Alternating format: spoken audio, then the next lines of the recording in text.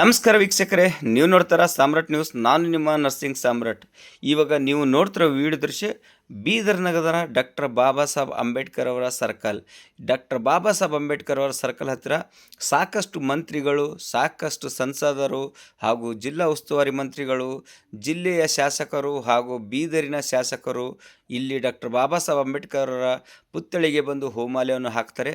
ಆದರೆ ಇಲ್ಲಿ ಡಾಕ್ಟರ್ ಬಾಬಾ ಸಾಹೇಬ್ ಅಂಬೇಡ್ಕರ್ ಅವರ ಪುತ್ಥಳಿ ಹತ್ತಿರ ಇಲ್ಲಿ ಆಗಿರುವ ಘಟನೆ ಏನಪ್ಪ ಅಂದರೆ, ಇಲ್ಲಿ ಒಂದು ಟೈಲ್ಸ್ ಯಾವ ರೀತಿ ಇಲ್ಲಿ ಕ್ರಾಕ್ ಬಿಟ್ಟಿದೆ, ಇದು ಯಾವ ರೀತಿ ಬಿಚ್ಚಿದೆ, ಯಾವ ರೀತಿ ಬಾಯಿ ಬಿಟ್ಟಿದೆ ಅನ್ನೋ ತಾವು ಗಮನಿಸಬೇಕು.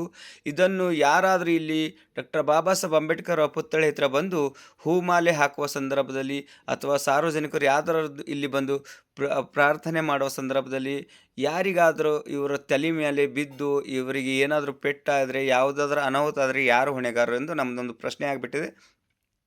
ಅದಕ್ಕೆ ಕೂಡಲೇ ಸಂಬಂಧಪಟ್ಟ ಅಧಿಕಾರಿಗಳು ಯಾರೇ ಇರಲಿ, ನಿನ್ನೆಯೂ ಕೂಡ ನಮ್ಮ ಬೀದರ್ ಜಿಲ್ಲೆಗೆ ಕರ್ನಾಟಕದ ಮಂತ್ರಿಗಳಾದ ಸನ್ಮಾನ್ಯ ಶ್ರೀ ಯತೀಂದ್ರ ಸಿದ್ದರಾಮಯ್ಯ ಅವರು ಬಂದು ಡಾಕ್ಟರ್ ಬಾಬಾ ಸಾಹೇಬ್ ಅಂಬೇಡ್ಕರ್ ಅವರ ಪುತ್ಥಳಿಗೆ ಹೂಮಾಲೆಯನ್ನು ಹಾಕಿದರೆ ಅಂಥ ಸಂದರ್ಭದಲ್ಲಿ ಏನಾದರೂ ಅನಾಹುತ ಆದರೆ ಯಾರು ಹೊಣೆಗಾರರು ಎಂದು ನಮ್ಮದೊಂದು ಪ್ರಶ್ನೆ ಕಾಡ್ತಾ ಇದೆ. ಇದಕ್ಕೆ ಕೂಡಲೇ ಸಂಬಂಧಪಟ್ಟ ಅಧಿಕಾರಿಗಳು ಯಾರೇ ಇರಲಿ ಇದರ ಬಗ್ಗೆ ಕ್ರಮ ಕೈಗೊಂಡು ಇದಕ್ಕೆ ಯಾವನಾದರೂ ಒಂದು ಉಪಾಯ ಮಾಡಿ ಇದಕ್ಕೆ ದುರಸ್ತಿ ಮಾಡಬೇಕೆಂದು ನಮ್ಮ ಒಂದು ಮಾಧ್ಯಮದ ಮುಖಾಂತರ ತಿಳಿಬಯಸ್ತಾ ಇದ್ದೇವೆ. ನಮಸ್ಕಾರ.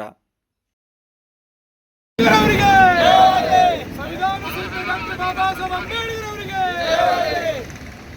ಸಿದ್ದರಾಮಯ್ಯ ಸಾಹೇಬರಿಗೆ